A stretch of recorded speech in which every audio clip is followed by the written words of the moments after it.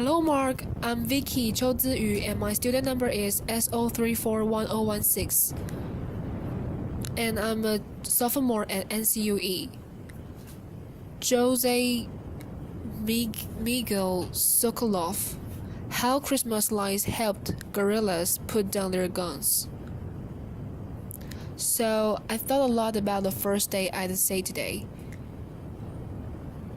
and I decided to say Colombia. And the reason, I don't know how many of you have visited Colombia, but Colombia is just north of the border with Brazil. It's a beautiful country with extraordinary people like me and others. Laughter. And it's populated with incredible fauna, flora. It's got water. It's got everything to be the perfect place. But we have a few problems. You may have heard of some of them. We have the oldest standing gorilla in the world. It's been around for over 50 years, which means that in my lifetime, I have never lived one day of peace in my country. This gorilla, and the main group is the FARC guerrillas, Revolutionary Armed Forces of Colombia.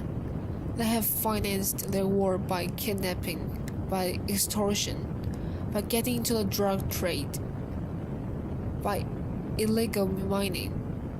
There was been terrorism. There have been random bombs. So it's not good. It's not really good. And if you look at the human cost of this war over 50 years, we have had more than 5.7 million displaced population. It's one of the biggest displaced population in the world. And this conflict has cost over 220,000 lives. So it's a little bit like the Bolivar Wars again. It's a lot of people who have died unnecessarily. We are now in the middle of peace talk, and we've been trying to help resolve this problem peacefully. And as part of that, we decided to try something completely lateral and different. Christmas lights. So Christmas lights, and you're saying, what the hell is this guy going to talk about?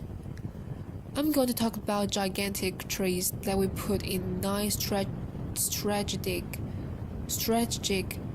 pathways in the jungle covered with Christmas lights. These trees help us demobilize 331 guerrillas, roughly 5% of the guerrilla force at a time. These trees were lit up at night, and they had a sign beside them that said, "If Christmas can come to the jungle, you can come home." Demobilized. At Christmas, everything is possible. So how do we know these trees worked? Well, we got 331. Which is okay, but we also know that not a lot of guerrillas saw them. But we know that a lot of guerrillas heard about them. And we know this because we are constantly talking to demobilized guerrillas. So let me take you back for 4 years before the trees. 4 years before the trees, we were approached by the government to help them come up with communication strategy to get as many guerrillas as we could out of the jungle.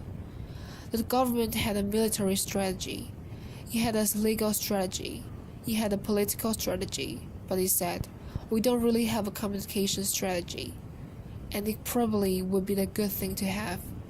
So we decided to immediately jump into this, because it is an opportunity to affect the outcome of the conflict with the things that we do, with the tools that we have. But we didn't know very much about it. We didn't understand in Colombia. If you live in the cities, you're very far from where this war is actually happening, so you don't really understand it. And we asked the government to give us access to as many demobilized guerrillas as possible.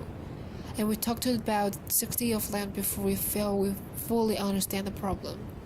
They told us why they had joined the guerrillas, what they left the guerrillas, what their dreams were, what their frustrations were, and from those conversations came the underlying insight that has guided this whole campaign, which is that guerrillas are as much prisoners of their organizations as the people they hold hostage. And at the beginning, we were so touched by these stories.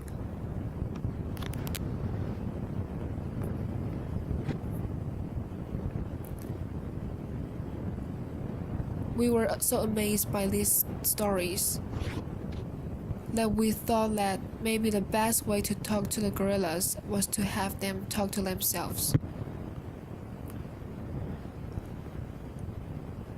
So we recorded about 100 different stories during the first year, and we put them on the radio and television so that the guerrillas in the jungle could hear stories, their stories, or stories similar to their lives, to theirs, and when they heard them, they decided to go out.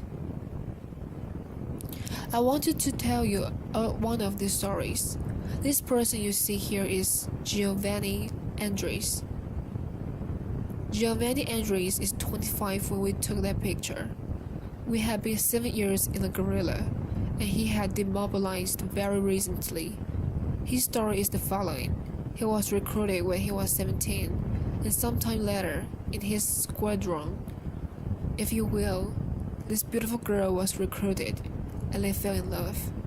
Their conversations were about what their family was going to be like, what their kids' names would be, how their life would be when they left the guerrilla.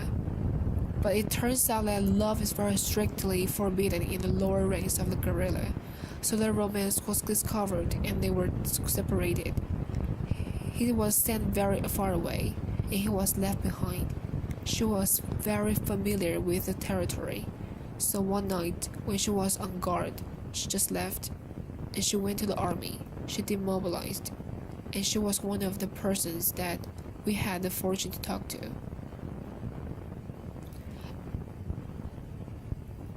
And we were really touched by this story, so we met a radio spot, and it turns out, by chance, that far away, many kilometers north, he heard her on the radio. And when he heard her on the radio, he said, "What am I doing here?" She had the balls to get out. I need to do the same thing. And he did. He walked for 2 days and 2 nights, and he risked his life and he got out. The only thing he wanted was to see her. The only thing that was in his mind was to see her. The story was, they did meet. I know you're wondering if they did meet. They did meet. She had been recruited when she was 15, and she left when he was 17. So there were a lot of other complications. But they did eventually meet. I don't know if they're together now, but I can find out. Left her. But what I can tell you is that our radio strategy was working. The problem is that it was working in the lower ranks of the guerrilla.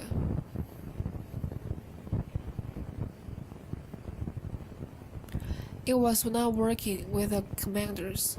The people there are more difficult to replace because you can easily recruit, but you can't get the order to commander. So we thought, well, we'll use the same strategy.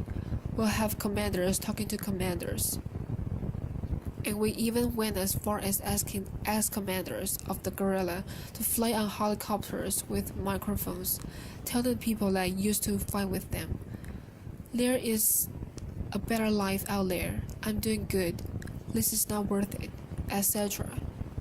But as you can all imagine, it was very easy to counteract, because that what the guerrilla going to say? Yeah, right, if he doesn't do that, he's going to get killed. So it was easy. So we were suddenly left with nothing, because the guerrilla was spreading the word that all of those things are done because if they don't do it, they're in danger.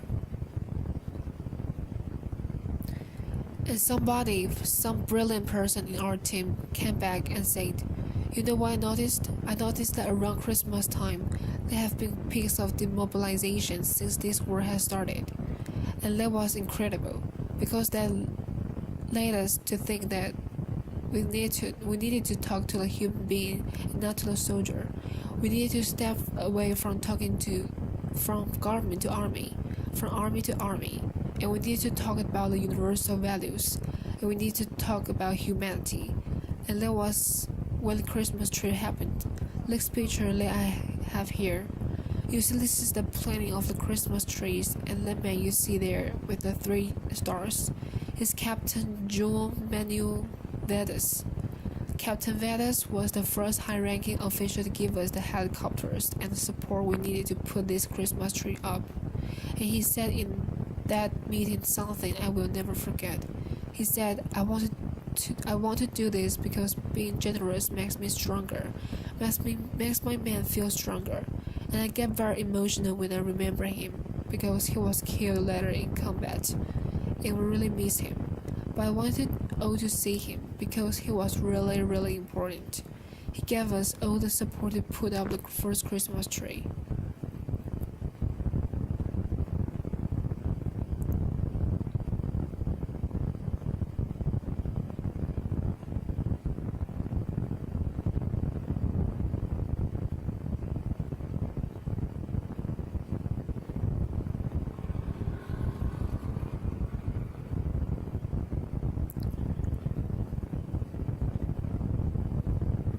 What happened later is that the guerrillas who came out during the Christmas tree operation and all of that said, that's really good.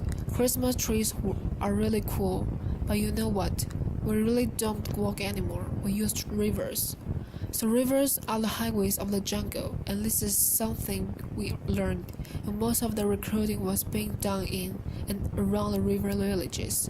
So we went to these river villages, and we asked the people, and probably some of them were direct acquaintances of the guerrillas.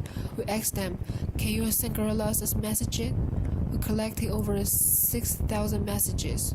Some of them were not saying, get out. Some of them were toys. Some of them were candy. Even people took off their jewelry, their little crosses, and religious things, and put them in these floating boats that we sent down the river so that they could be picked up at night. And we sent thousands of these down the rivers, and they then picked them up later if they weren't. But lots of them were picked up.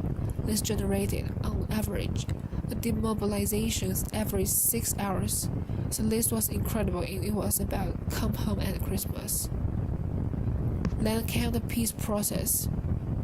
And when the peace process started, and the whole mindset of guerrilla changed, and it changed because it's going to be over. At some point, I'm going to get out. And their fears completely changed, and their fears were not about, and am I going to get killed? Their fears were, am I going to be rejected? When I get out of this, when am I going to be rejected? So the past Christmas, what we did was we found 27 mothers of guerrillas, and we asked them to give us pictures of their children when they only could recognize themselves, so as not to put their lives in danger. And we asked them to give the most motherly message you can get, which is, before you were a gorilla, you were my child, so come home, I'm waiting for you. You can see the pictures were here. I'll show you a couple. Applause, thank you. And these pictures were placed in many different places, and a lot of them came back, and it was really, really beautiful. And then we decided to work with society, so we did mothers around Christmas time. Now let's talk about the rest of the people. And you may be aware of this or not, but there was a World Cup this year, and Colombia played really well, and it was a unifying moment for Colombia. And what we did was tell the guerrillas, come out of the jungle, we're saving a place for you. So this was television. This was all different types of media saying, we are saving the peace for you. The soldier here in the commercial says, I'm saving the place for you right here in this helicopter so that you can get out of this jungle and so join the World Cup. Ex-football players, radio announcers, everybody was saving the place for the guerrilla. So since we started this work a little over 8 years ago, 17,000 guerrillas have demobilized. I do not applause. Thank you. I don't want to say in any way that it only has to do with what we do, but what I do know is that our work and the work that we do may have helped a lot of them start thinking about demobilization, and it may have helped a lot of them take the final decision. If that is true, advertising is still one of the most powerful tools of change that we have available, and I speak not only on my behalf but on behalf of all the colleagues I see here who work in advertising, and all the team that has worked with me to do this. That if you want to change the world, or if you want to achieve peace, please call us. We'd love to help. Thank you. Applause.